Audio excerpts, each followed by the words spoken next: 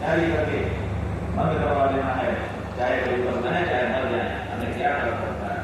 ये हम जिंदा रहें, यही चिंता न हो। ये जो सोच है, ये जो चिंतन है, ये सनातनी चिंतन है कि हम जिंदा रहें, बाकी जिसको जो होना वो तो हो जाए। हमारे खाने के लिए दूसरे प्राणी पशु काटे जा सकते हैं, मारे जा सकते हैं। ये जो सोच है ये सनातन की सोच नहीं है। सनातन की सोच क्या है कि हम जी जिएंगे, बाकी का तो भी जिएंगे।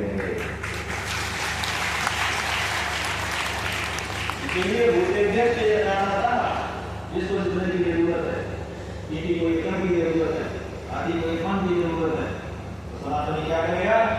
किसी के लिए एक कण देगा, आदि को एक मन देगा। क्यों? क्योंकि दोनों के लिए इसकी जरूरत है। इसलिए सनातन धर्म में जगह थोड़ी बात माना गया। सनातन धर्म कहता है यावत ब्रियेत धर्म तावत सत्वम निवेदिनाम अधिकम योग मन्येत सस्तेना धर्मपनति। इसका मतलब है कि यावत ब्रियेत धर्म, जितने से तुम्हारा काम चल जाए, तावत सत्वम निवेदिनाम, शरीरधारियों उतना ही तुम्हारी मालिका है। जितने से तुम्हारा काम चलता है उतना ही तुम्हारा है। उससे ज्यादा अगर तुम अपने पास इकट्ठा करोगे तो किसी दूसरे का हाथ मारोगे।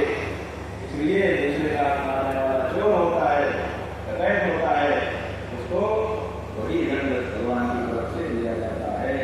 इसलिए ये मत करो, ज्यादा अपने पास इकट्ठा करोगे, इसका मतलब किसी दूसरे का इकट्ठा करोगे। और इसीलिए संसार में वैषम्य दिखाई देता है। वैषम्य क्या है कि किसी के पास इतना है कि वो गिर नहीं सकता, और किसी के पास इतना है कि वो गिर नहीं सकता।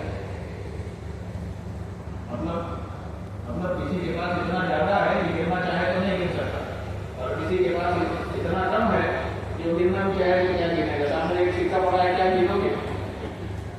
एक सिक्का है और उसको क्या गिरोगे? गिरेगा तो गिर नहीं सकते आप।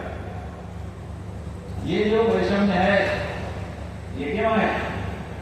अगर विश्व में सनातन धर्म होता तो ये क्षमता दिखाई न देती।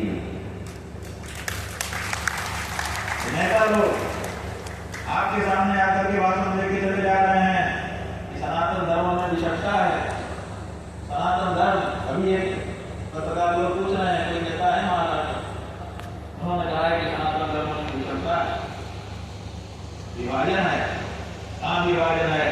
सनातन धर्म तो कह रहा है कि इस संसार में जितने संसाधन है उसमें सबका बराबर अधिकार है, किसी को ज्यादा किसी को कम। ये गलत बात है। कैसे गलत बात?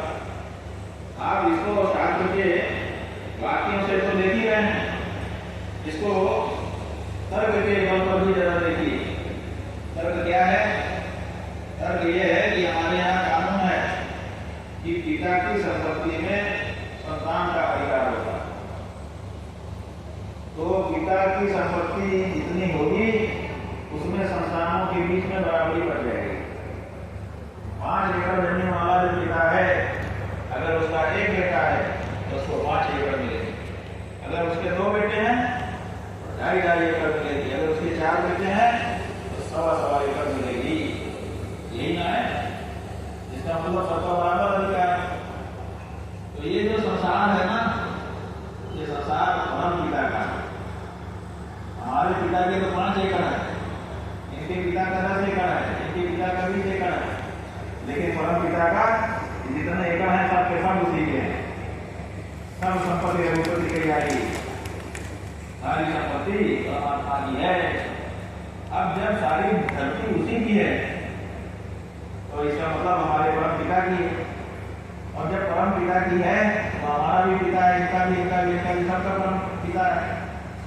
तो उस संपत्ति में हक जो है बराबर आएगा कि कम ज्यादा आएगा? इसका मतलब संसार में जितनी धरती है उसको लिख लीजिए, और लिख करके जितने लोग हैं उनकी सूची लिख लीजिए, और फिर भाग दे दीजिए जितना फल आएगा उतनी उतनी जमीन सबकी मालिकाना ही है। किसी की कम किसी की ज्यादा ये गलत बात है, लेकिन हकीकत क्या है? सच्चाई यह है कि कोई 1000